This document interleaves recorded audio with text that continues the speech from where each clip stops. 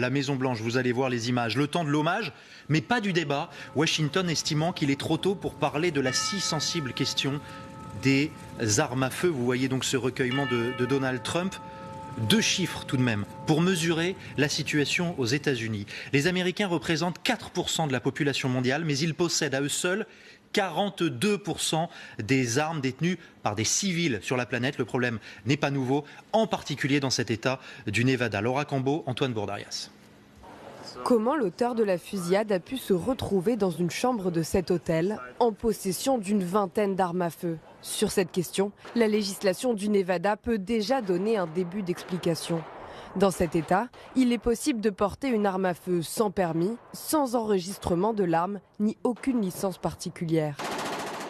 L'utilisation d'armes semi-automatiques est également autorisée, sans aucune limite de munitions. Au Nevada, on peut porter une arme presque partout.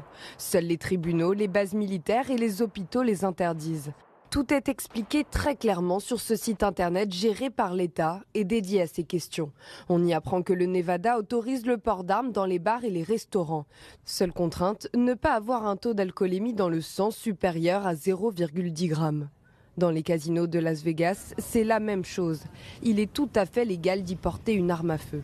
Le site précise en revanche que la plupart des casinos peuvent vous demander de vous désarmer, mais il ne s'agit pas d'un crime, sauf si vous refusez de partir ou de coopérer.